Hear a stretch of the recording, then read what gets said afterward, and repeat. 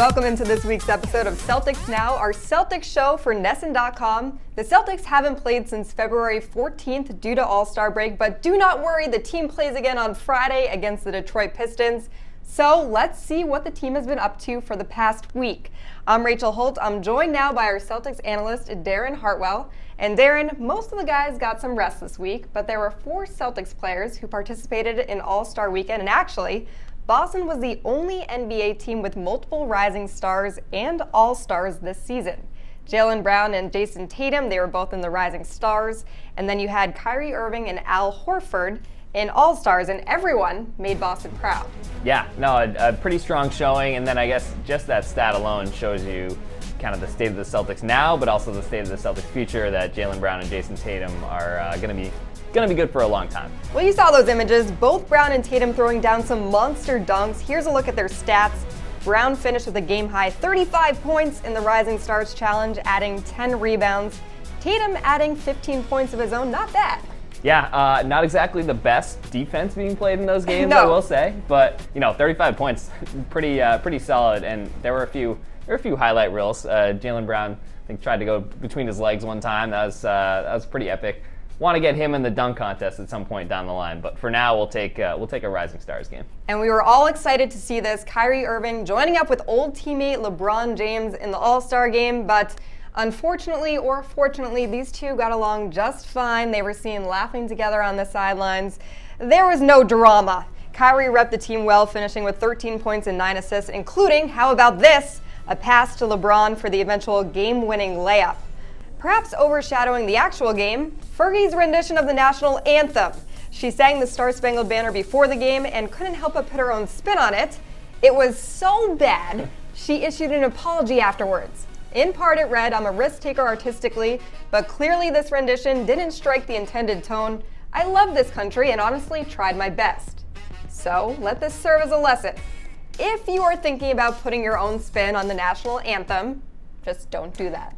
Yeah, I think that showed when when people in the arena are mocking you, or the players are laughing at you while you're singing the anthem. It's not a good sign. They couldn't help it. You can't blame them for that. I know, it's like, when someone tells you not to laugh at something and then you're kind of trying to hold it in. They were trying to hold it in, yeah, a lot of them. They were trying to be polite. So while the team had some downtime this past week, Brad Stevens actually visited Florida to visit his mother. And while he was there, he stopped by JetBlue Park in Fort Myers, where Red Sox spring training is underway. He got to talk to some of the guys.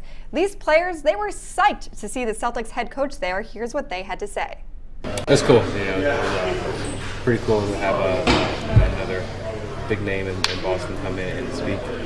He's doing a great job where he is, so we can kind of look at him and use what he has to say and apply it to us.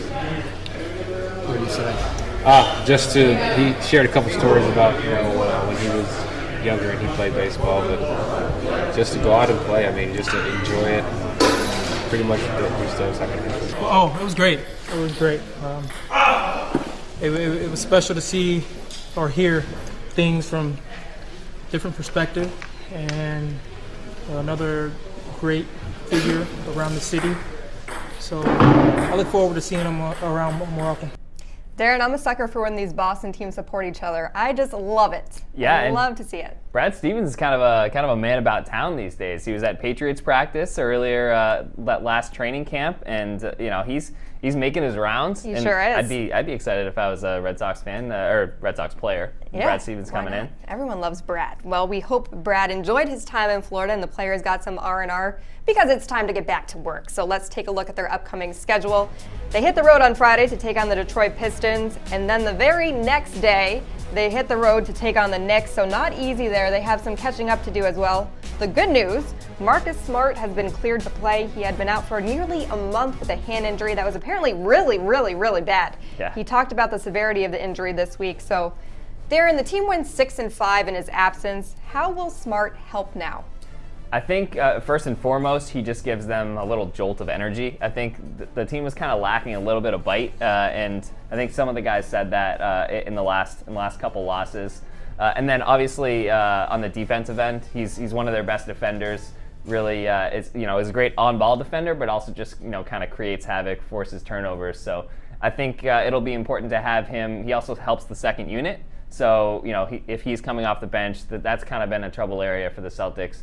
They're once Kyrie Irving comes out of the lineup, they're relying a lot on Terry Rozier. He's had some good games, but you need a little bit more depth there, and I think the Smart definitely provides that. So hopefully it'll give them a little jolt coming out of the break here. Well, they need a jolt. I mean, they've slipped to second in the Eastern Conference after losing 3 games in a row. What do they need to do to get past the Raptors and the revamped Cavs, rather, who look really, really good? Yeah, so the Cavs look better. The Raptors are on a 7-game win streak. It's going to be tough. I think what I'm looking for is, obviously, like we said, Smart injecting some energy in there. I'm also going to look for the front court. I think Greg Monroe is going to get some playing time and get acclimated. I want to see him step up. I think Marcus Morris also could play a big role. He's been dealing with some injuries. I think that front court needs to kind of step up, and they've gotten beat on the glass a few times. That's not helped their defensive situation.